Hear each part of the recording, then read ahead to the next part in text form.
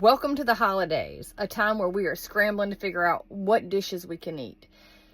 If you've been watching, you know that I eat kind of special, somewhere between Paleo and Whole30 and AIP, kind of sort of my own thing, but it is very similar to a whole diet, a paleo diet, and I'm going to show you how I make cranberry sauce without a bunch of junk in it.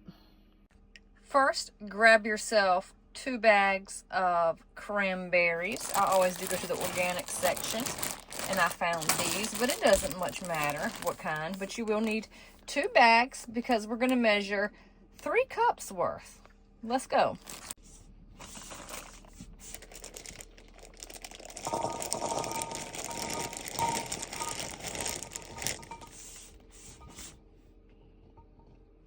Alright, so actually 1 bag ended up being 3 cups, so that's all I need. I'll save my other bag for the next holiday get together. We're going to add the cranberries to a saucepan along with either your apple juice or your orange juice. You can use a juice that's orange juice, apple cider, however you like. I'm showing you these 2 options because if you want to give it a really good holiday flavor, I think an apple cider goes really well inside of it. I like the orange juice myself. Now, I know Simply Orange has come under a lot of scrutiny in the past few years.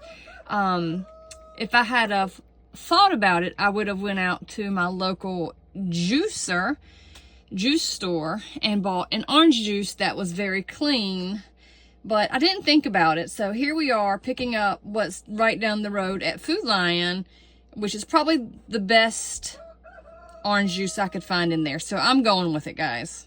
Just put about 3/4 cup of whatever juice you use. You can even mix them if you like. Add your 3/4 cup of juice to your saucepan.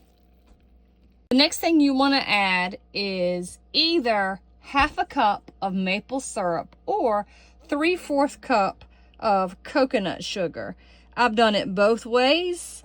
Both work just fine. It just happens that I have way more maple syrup than coconut sugar at home. So I'm going with that.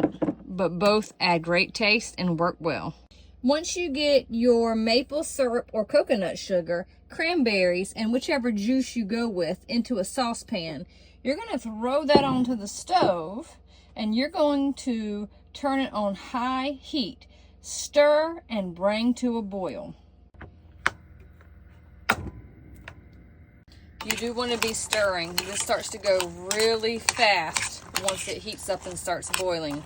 And you're going to see kind of the magic that starts happening to these cranberries. It's kind of fun. Kind of reminds me of Rice Krispie treats. Snap, crackle, pop, but it's cranberries and not quite the same sound.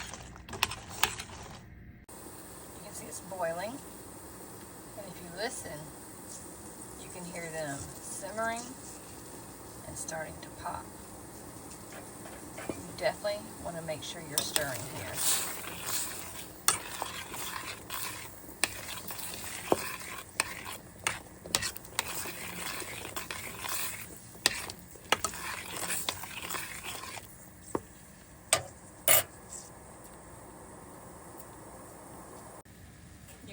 They're starting to bust open now.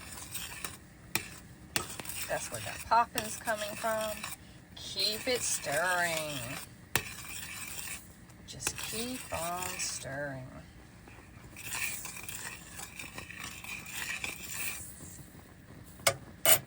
At this point, you're going to bring it down to a simmer.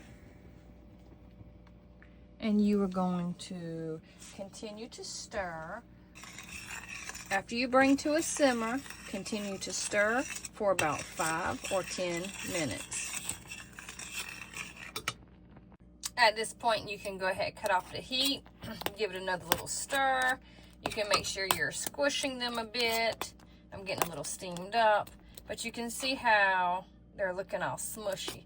So as you stir them, just kind of press down and smush a bit. You also are going to add in your spices now. 3 spices I use are cinnamon, nutmeg, and ginger. But you can also use allspice or lemon zest and get as creative with it as you want to. When you're measuring your spices, use your heart. We don't use a tablespoon or teaspoon. You measure with love. What do you think is going to taste right? And you're going to stir it, and you're going to taste it. Just tasted the very hot stuff. It is very cinnamony, but I want a little more cinnamon actually. And I'm going to put just a little bit more nutmeg in it. And I think a slight bit more ginger. We're going to stir it again and taste it again. Y'all, this is good right here. This is on point. Super, super delicious. So I'm just, oh, make sure you scrape the sides, y'all, because it does stick once it starts like cooling down. So I'm going to leave it sitting here for a while and come back and stir on and off and just scrape these sides. And I think it's pretty good to go. If you have a cranberry sauce recipe that you use that you really like and you'd say it's pretty clean, drop it in the comments. I'm always looking for new recipes that my family can eat.